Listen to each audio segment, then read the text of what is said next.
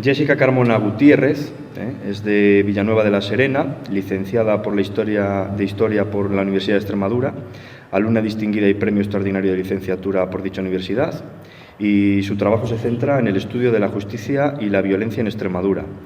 Ha escrito un libro referente a los extremeños condenados en tiempos de Felipe II y es docente en el Instituto de Enseñanza Secundaria San Pedro de Alcántara y está con su final de la tesis doctoral, creo, ¿no? Sí.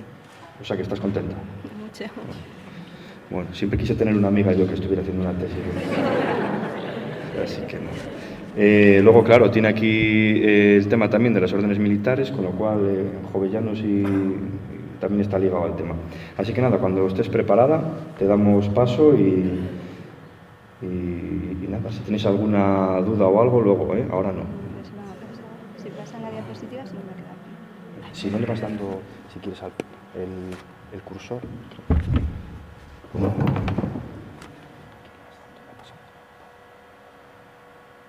pero esto no funciona, con lo cual me quedo por aquí. Vale. Coge el inalámbrico. Toma. Este. ¿Tienes para apoyarlo? Sí, lo puedes, ¿no? Así está. Bueno, tienes que adaptarte a la situación. Esto es una prueba de tesis, así que... Bueno, buenos días. Primero me gustaría dar las gracias a la organización por haber contado conmigo para esta jornada, sobre todo viendo al resto de invitados y ponentes y la gran calidad que tienen estas jornadas. Bueno, yo voy a hablarles de la Administración de Justicia y de la violencia en la Orden de Alcántara. He intentado ejemplarizar casi todo con Alcántara, ya que estamos aquí. Y bueno, lo primero que tengo que decir es que durante el periodo moderno el ejercicio de la justicia, de la administración de la justicia, fue uno de los pilares fundamentales sobre los que se apoyó la monarquía y el poder, ya que permitía a los monarcas imponer su autoridad y además contribuía a mantener el orden social establecido. Por ello se llegaba a decir que gobernar era sinónimo de administrar justicia. Sin embargo, el rey no podía llevar a cabo todas estas funciones y lo que hacía era delegarlo en tribunales y otras personas que administraban justicia en sus territorios en su nombre. En el caso de las justicias inferiores, las más cercanas a la población, esta recayó sobre gobernadores, en el caso del territorio de órdenes, y los distintos alcaldes mayores y alcaldes ordinarios. También en las poblaciones más pequeñas existían los alcaldes pedáneos.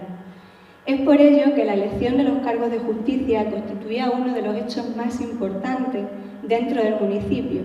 Y como bien supo apreciar el visitador del partido de Llerena en 1791, la paz, la tranquilidad y el buen orden de los pueblos dependía casi enteramente de la elección de los sujetos que se destinaban a presidir su gobierno.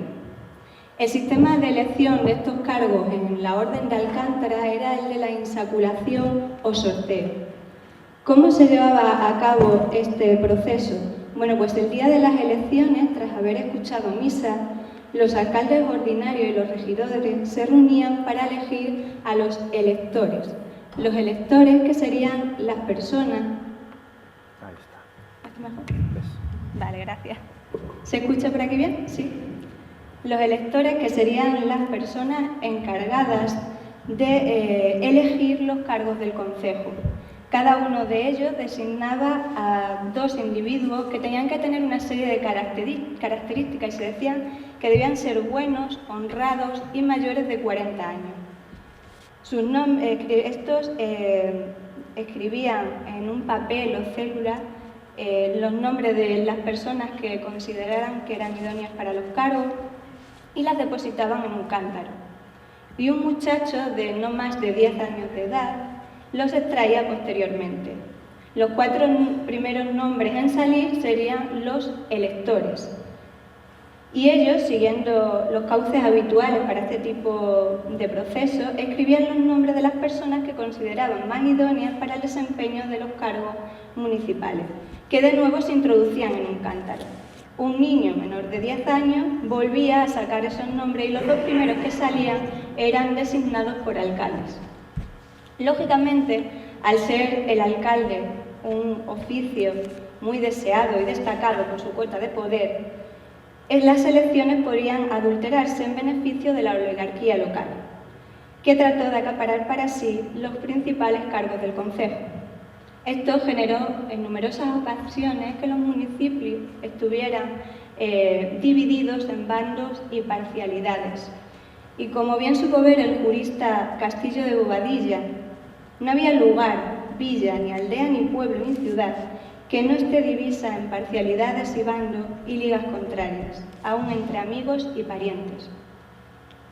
En el caso de la Orden de Alcántara, el capítulo general celebrado en Madrid entre 1534 y 1535 hacía precisamente referencia a que en la villa de Alcántara había una falta de justicia por estar los alcaldes en manos de sus naturales, y decía además los cuales eran parientes y amigos de algunas de las partes litigantes, y asimismo se recrecía mucho desasosiego y enemistad sobre el proveer de las dichas varas. Fue por ello por lo que se acordó que no se diese la vara al alcalde a ningún alcantarino, y a partir de entonces se estableció en la villa un gobernador o, en su defecto, un alcalde mayor, que serían designados por el monarca. Y decían además que si ambos se tenían que ausentar, debían dejar al frente de la villa a una persona hábil y suficiente que administrase justicia.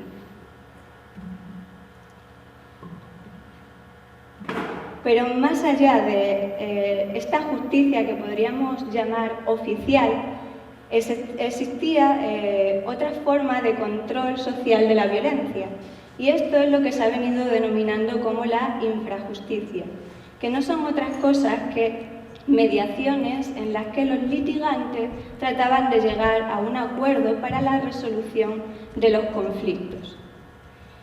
Cuando el suceso no había llegado aún a los juzgados, se podría llegar a un acuerdo extrajudicial. Pero si este ya estaba en el juzgado y se estaba siguiendo, también se podía utilizar la mediación, y en este caso eran los propios jueces los que hacían uso de esa potestad.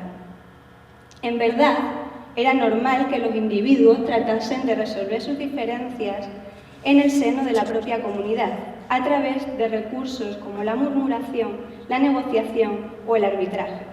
Solo cuando estos mecanismos fallaban o el delito era lo suficientemente grave, era cuando se acudía a la justicia. Sin embargo, incluso llegando a los tribunales de justicia, la mayoría de las causas no se resolvieron por vía de sentencia. De hecho, si tomamos como ejemplo la villa de Brozas, de los 108 casos que he podido analizar y que están registrados para el periodo comprendido entre 1681 y 1795 en su archivo municipal, solo el 32% de las causas están sentenciadas, lo cual quiere decir que en el resto tuvo que haber una mediación o bien que esos pleitos se perdieron y se abandonaron en el tiempo. Ahora bien, ¿por qué se buscó esa mediación? ¿Qué motivó en este periodo a las personas a buscar mediadores en lugar de llevar directamente el caso hasta la justicia? Pues la respuesta no es sencilla, pero podríamos hablar de tres tipos de razones. Por una parte tendríamos motivaciones de carácter general, otras de carácter específico y finalmente las que serían las particulares. Entre las de carácter general, pues hay que destacar que los procesos eran caros y no todo el mundo podía afrontar un proceso judicial. Pero también era importante, en algunos casos, evitar la negativa publicidad que determinados delitos llevaban asociados, como era, por ejemplo, el delito de violación. A su vez, entre los criterios específicos, pues sobresale la dificultad que tendría el acusado o el culpado de poder reintegrarse en la sociedad. Y finalmente, entre los criterios personales, habría que destacar la dificultad que tuvieron algunos grupos sociales para poder acceder a la justicia. En este sentido, los estratos más pudientes de la sociedad, entre los que se encontrarían alcaldes, regidores, cargos del concejo, incluso algunas profesiones como los sastres, podrían afrontar un pleito de principio a fin, Sin embargo, otras personas no podrían hacerlo. De manera que en estos casos lo que se buscaba era una solución conciliadora, que incluyese una disculpa pública, el pago de los medicamentos si era necesario o las costas procesales que había causado el pleito. Así lo quiso Domingo Pérez, un vecino de la cercana Brozas, quien en 1722 seguía una causa contra Sebastián Burgos por haberle injuriado y haber herido a su hijo de 6 años. En el apartamiento de querella que se presentó, se ve claramente cómo existía esa figura de la mediación y cómo lo único que al final quiso era pues, que se le pagaran los gastos de curatura de su hijo. Y decía así: porque me han hablado distintas personas, me apartase de dicha querella, por ello, y principalmente por amor de Dios, desde luego que me aparto de ella, con tal de que por parte del dicho Sebastián Burgo se paguen todas las costas y salarios de la dicha causa, y los gastos de curativa que de dicho mi hijo, como son cirujano médico, medicinas y manjares delicados, que por ellos ha gastado, y demás que por las dichas heridas se me hubiesen seguido. Pero ¿cuál era la violencia, cuál era esa conflictividad que se está viviendo en estos momentos en el territorio de la Orden de Alcántara? Pues lo primero que tenemos que saber decir es que la violencia era una característica inherente a la sociedad, que formaba parte de su naturaleza y que se expresaba de distintas maneras. Sin embargo, esto no quiere decir que la sociedad se predispusiese al conflicto, sino que este era el resultado de continuas tensiones. En el pasado, algunas prácticas violentas llegaron a convertirse en una constante a la hora de afrontar un conflicto, y en el periodo moderno fueron varios los elementos que contribuyeron a la resolución violenta de estos conflictos. Por una parte, el concepto de honor que se tenía en estos momentos y que suponía que la más mínima ofensa pudiera acabar en un grave altercado. Por otra parte, la costumbre extendida de portar armas, que también suponía que en cualquier pequeño conflicto, pues estas pudieran llevar a acarrear algún herido. Por lo general, estos altercados quedaban circunscritos a una serie de espacios concretos, como eran la calle, la plaza o las tabernas. Y todo parece indicar que la violencia que se desarrolló en los territorios de la Orden de Alcántara fueron fruto precisamente de las relaciones vecinales. No en vano, una gran parte de las agresiones físicas y verbales fueron fruto de estas relaciones, aunque convendría decir y aclarar que también existieron conflictos inherentes a la propia idiosincrasia del hombre moderno, puesto que un simple insulto, palabras de enojo, palabras feas, eran suficientes para que dos personas desconocidas o amigas llegasen a las manos.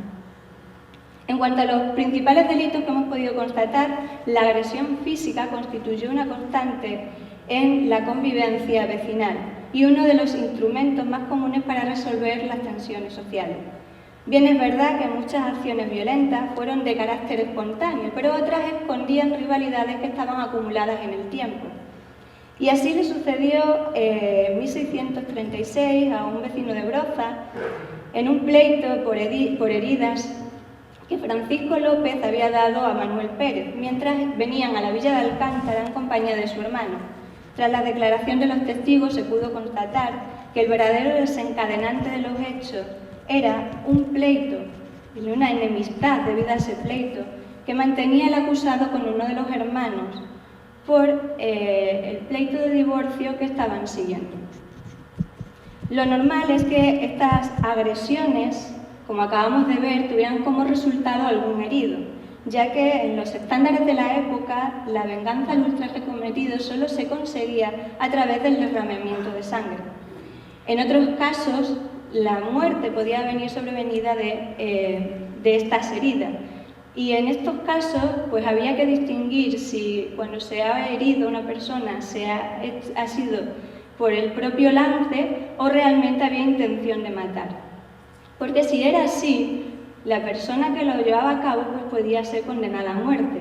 Y eso le sucedió en 1614, cuando se sentenció el asesinato de un portugués asentado aquí en Alcántara a manos de Luis González, González, un joven platero de 20 años. Al parecer, ambos coincidieron en una casa de mujeres y tras una tensa discusión, Luis apuñaló al portugués en el muslo, causándole la muerte. Su cuerpo inerte fue abandonado en las traseras de la iglesia de Almocóvar. Su asesinato sería condenado a vergüenza pública y muerte en la horca, además de la pérdida de todos sus bienes.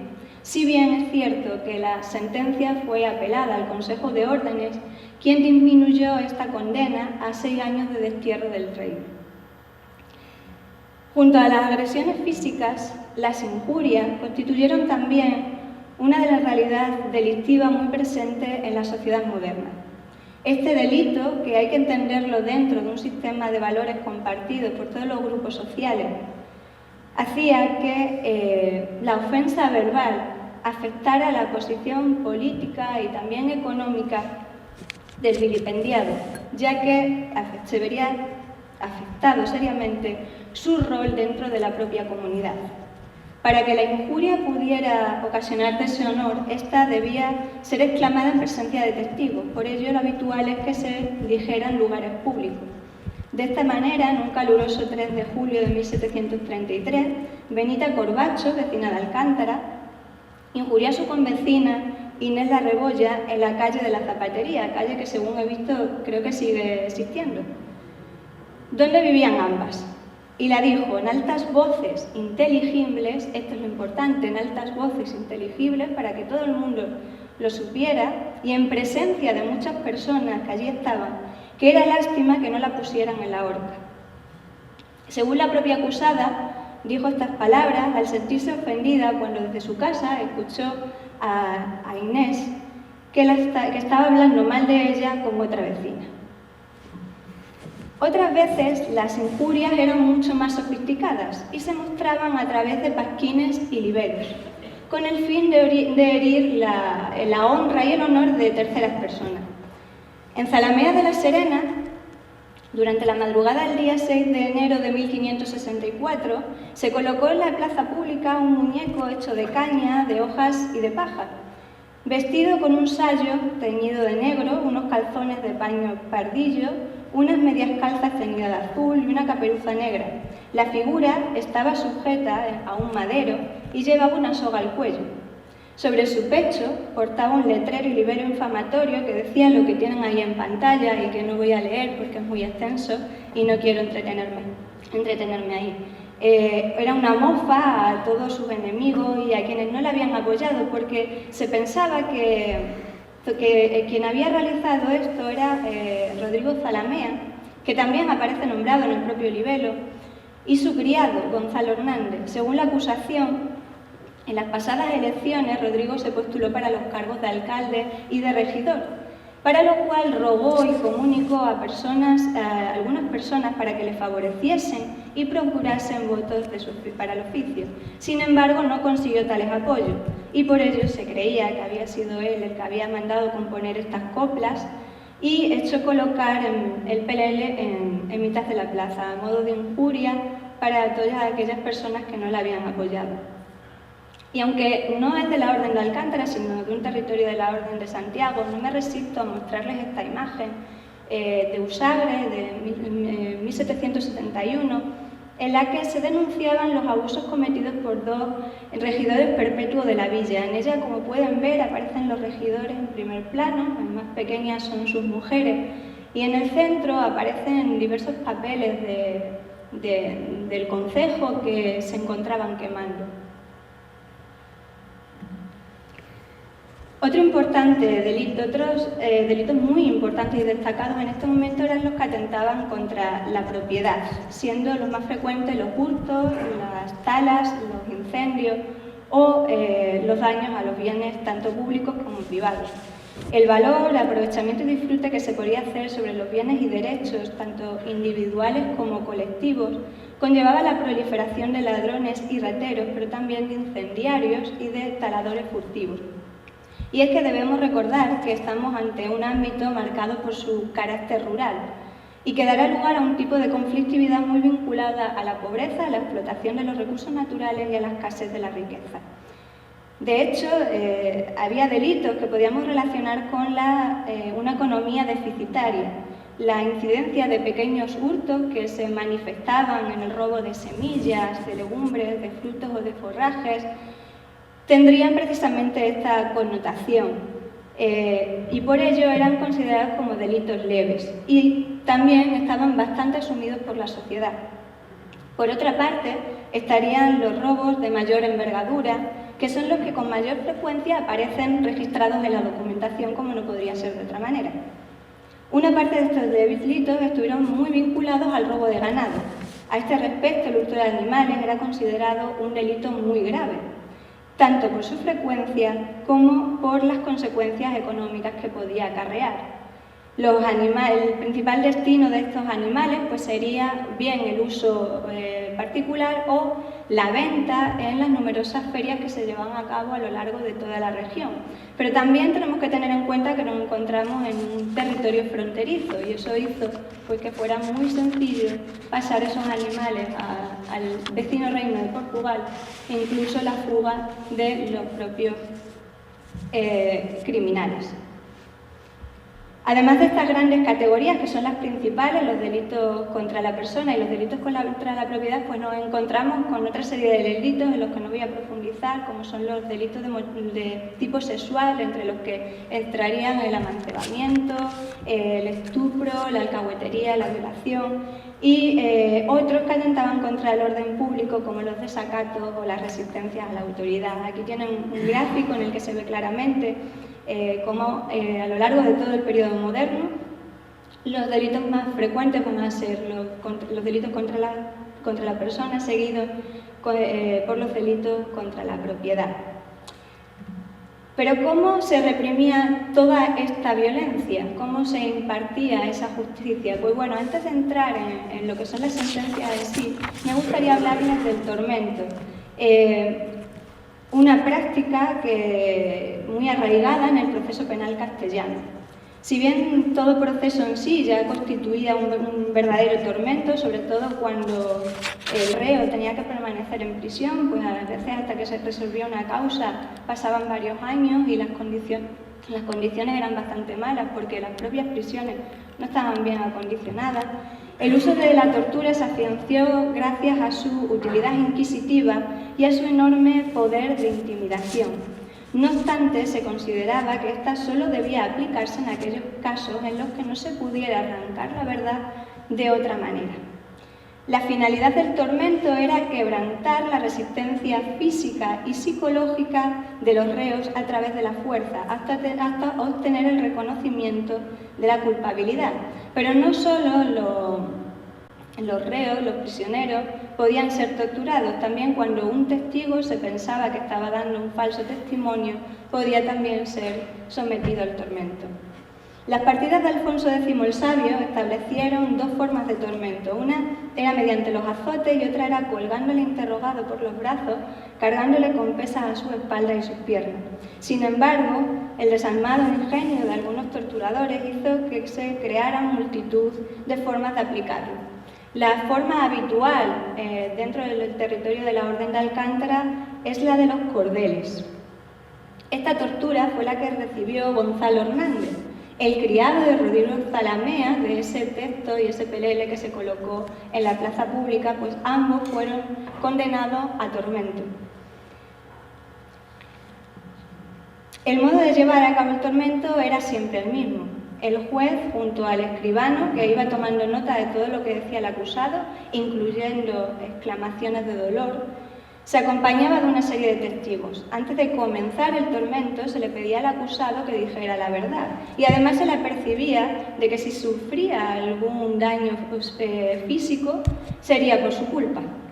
La finalidad última de la tortura era la intimidación psicológica y por ello muchas veces muchas confesiones se produjeron en el ritual preparatorio, mientras el acusado contemplaba los instrumentos de tortura o como mucho cuando le desnudaban. En el tormento de Gonzalo Hernández se le desnudó tras ser apercibido, se le puso en una escalera y se le requirió que dijese la verdad. Dado que no lo hizo, se le pusieron los cordeles. Como seguía resistiéndose a cambiar su versión de los hechos, se le pusieron 4 garrotes y se le dio una vuelta. El reo insistía en que lo que había dicho era la verdad, y por ello el juez mandó darle una vuelta más al garrote. Esto lo hizo hasta en 7 ocasiones, después de los cuales le mandó soltar. Otros acusados no eran tan fuertes y sus lamentos resonaban por la habitación. Martín Benito, un vecino de Gata y acusado junto a otros cómplices de asesinato de un hombre, fue arrimado a una pared para recibir el tormento de mancuerna. Se le colocó un cordel por debajo de los brazos, sujeto a una argolla que había en la pared. Se le ataron los brazos y se le dio una vuelta al cordel. Tras la primera vuelta ya suplicaba a Dios, eterno Dios, Dios eterno. Y a la tercera, ay Dios mío, váyame Dios santo, Dios me vaya, pues soy la suma bondad, eterno Cristo. Finalmente acabó confesando. No obstante, a pesar de lo espeluznante de estos relatos, hay que destacar que la práctica del tormento no pareció ser muy frecuente en este territorio, igual que en el resto de Extremadura. De hecho, las referencias son escasas. De un total de 103 causas analizadas para la Orden de Alcántara, solamente en 4 ocasiones he podido constatar la utilización del tormento. Centrándonos ya en las condenas, la primera de ellas es la pena de muerte. Esta solía aplicarse en aquellos delitos que se consideraban muy graves y que suponían un daño para la sociedad. Posiblemente fueron los jueces inferiores los más proclives a imponer esta pena capital, mientras que las chancillerías y el Consejo de Órdenes, una vez admitida la apelación de las sentencias, solían conmutarlas por otras penas y pocas veces la terminaban ratificando. Podría decirse que la pena de muerte escondía en sí misma toda una liturgia destinada a enfatizar el poder monárquico, siendo su mejor manifestación el cuerpo vencido y roto del condenado, al que se le había aplicado algunas de las diversas formas que existieron a este respecto: la horca, la degollación, la hoguera, el azotamiento, el garrote y de manera excepcional la rueda. En el territorio de la Orden de Alcántara la más usual fue la horca. En ocasiones, si el delito era muy grave, se estipulaba en la sentencia una serie de mandatos que debían ser cumplidos, como no descolgar el cuerpo durante un tiempo determinado, algo que estaba penado con la pena de muerte, con azotes o con el pago de una determinada cantidad de dinero. En otras ocasiones, el hecho de que las sentencias fueran dadas en rebeldía, es decir, en ausencia del reo por el que se había juzgado o no se le había encontrado, hizo que las penas fueran mayores, pero sí que es cierto que una vez que aparecían, estas disminuían. Junto a la pena de muerte, uno de los castigos más destacados fue la vergüenza pública. Durante la época moderna se consideró que la transgresión a la ley era una forma de atentar contra la honra colectiva, por lo que la vergüenza pública se utilizó como un mecanismo que permitía recobrar esa honra colectiva. Así pues, para poder restituirla era necesaria una ceremonia pública en la que la justicia mostrara su victoria sobre los delincuentes. Al mismo tiempo, dicho acto servía para que la justicia pudiera advertir a la población de lo que le podía suceder si infringía la ley. Por ello es normal que delitos como agresiones, robos, alcahuetería, bigamia, uso de armas prohibidas, la resistencia a la autoridad, fugas o la falsedad testimonial tuvieran condenas de vergüenza pública. El modo de ejecutarla era siempre el mismo: se montaba el condenado en una bestia con albardas y se le paseaba por las calles acostumbradas de la villa, con las manos y los pies atados, pregonando el delito que había cometido. Por otra parte, los azotes era una condena de vergüenza más, ya que la disciplina debía aplicarse públicamente. Era una pena más dura si cabe que la de vergüenza, porque si la vergüenza lo que sobre todo llevaba en sí mismo era una secuela de tipo psicológico, a esta se le unía el padecimiento físico. Ellos, sin descartar que este era un castigo que se podía aplicar también junto a la vergüenza y que de hecho aparece en muchas ocasiones, aparecen las dos condenas juntas. Lo normal es que los azotes se impusieran por delitos de blasfemia, de tratos carnales ilícitos, de armas prohibidas, de fugas, de hurto, que eran delitos mayores, pero también algunos considerados menores, como el escándalo o el alboroto. La cifra normal de azotes que se daban oscilaba siempre entre los 100 y los 200. Y como no podía ser de otra manera, la justicia en el periodo moderno también estuvo al servicio de los intereses de la corona y de su política militar. Si bien la pena de galera estuvo vigente durante todo el periodo moderno, hay un momento puntual en el que esta se va a imponer con mayor frecuencia. Y es que entre los días 13 y 19 de diciembre de 1572, Felipe II envió una real célula a todas las autoridades judiciales del reino para que enviasen a las galeras a todos los forzados que de estos nuestros reinos, cárceles y tribunales de ellos se pudieran juntar y llevar. Una petición derivada de la necesidad que tuvo el monarca de obtener remeros para sus campañas en el Mediterráneo, contienda que convirtió al siglo XVI en lo que se ha denominado la Edad de Oro de las galeras, o si se prefiere, la Edad de Oro de las grandes batallas navales de galeras.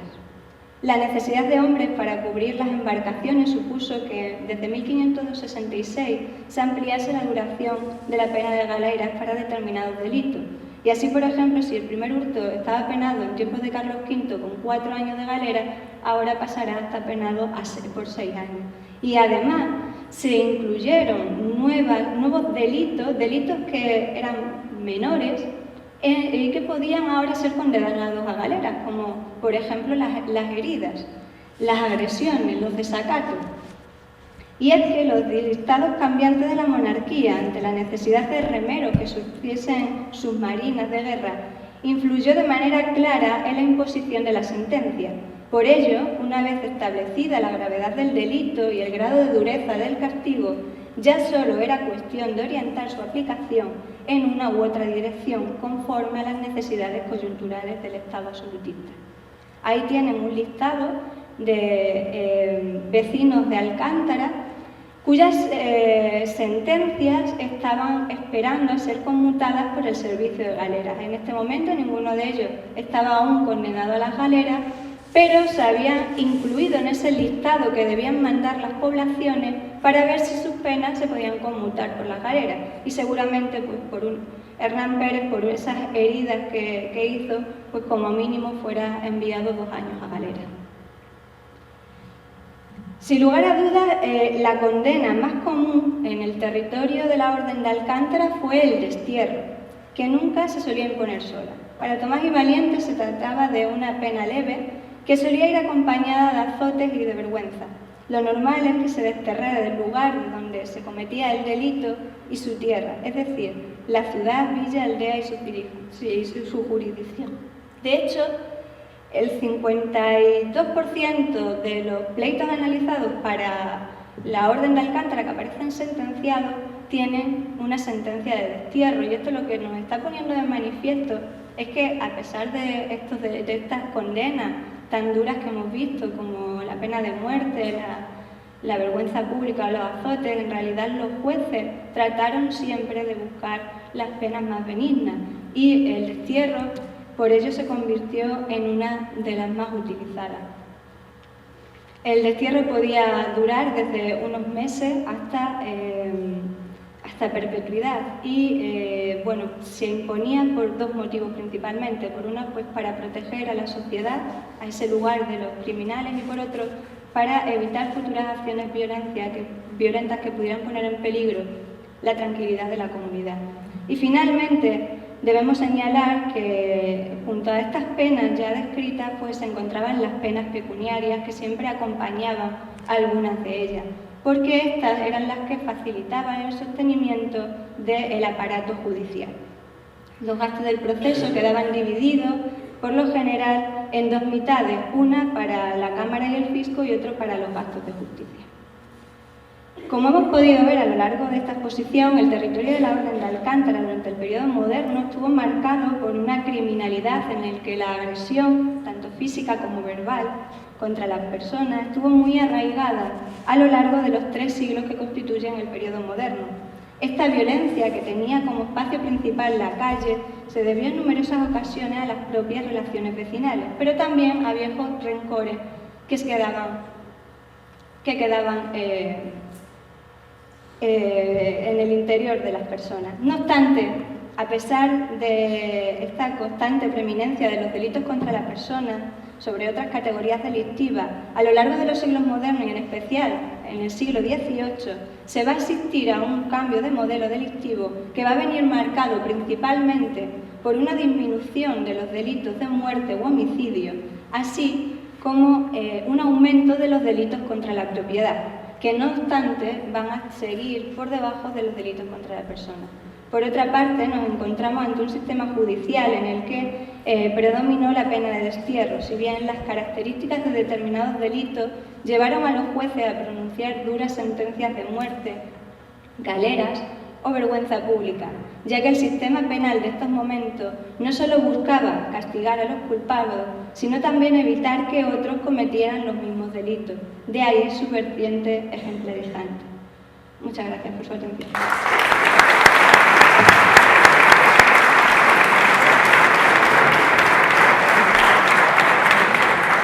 Muchas gracias, Jessica. Como a todos, toca hacer una apreciación sin discutir.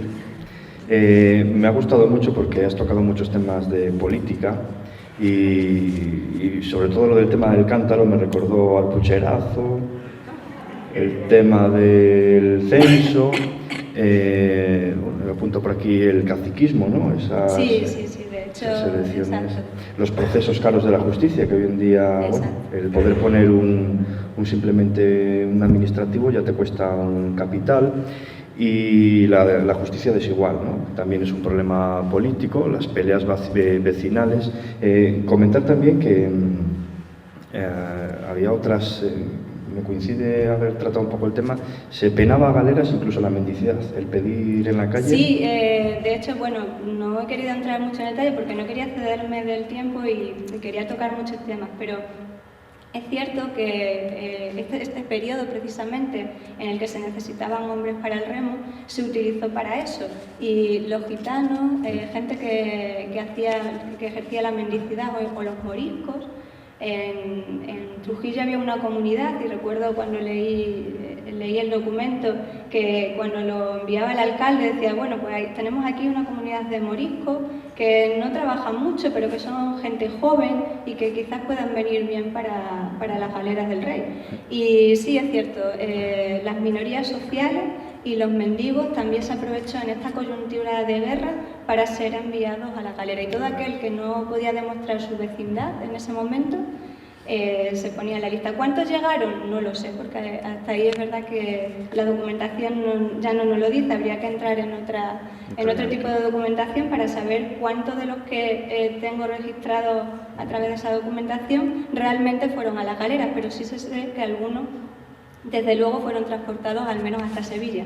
Luego ya lo que allí sucediera, incluso hubo tal prisa por llevar a los galeotes que algunos ni siquiera se habían pronunciado sobre si se les iba a conmutar la pena por galeras, y aprovechando que se llevaba gente, pues se los llevaban también, y una vez que llegaban allí le decían, bueno, pero es que estas personas todavía vuélvanse otra vez a su lugar de origen. Entonces sí, es un periodo en el que es verdad que fue duro en ese sentido, porque incluso lo que decimos, si unas heridas se podían saldar con un destierro o una vergüenza pública, ibas a estar 4 años de galera, que suponía vivir en medio metro cuadrado prácticamente todo el día, mojado de cintura para abajo, con una mala alimentación, excepto en los momentos de batalla en los que les daban un poquito más de alimento para poder entrar bien, y de hecho pues se decía que la galera era una muerte en vida. Bueno, pues nos quedamos con eso, y sobre todo ha sido muy arriesgada decir apellidos aquí, no vaya a ser que alguno tenga algún familiar por ahí. Bueno, son antepasados ya muy lejanos. Propongo para unas próximas jornadas unas clases prácticas de castigo para que la gente... y sobre todo invito... Bueno, son, no sé, lo que he puesto creo que casi todos son apellidos muy comunes. No sé si aquí en Alcántara uno sobresaldrá más sobre otro, pero son bastante comunes. Sobre mi gusto de Roma, invito aquí a los presentes a investigar un poco, porque aquí no se puede informar de todo, hay que tener un poco de iniciativa propia, a buscar cuál era el castigo de la mujer adúltera en Roma, ¿vale? Con eso pasamos al siguiente y buscándolo. Muchas gracias de nuevo, Jessica.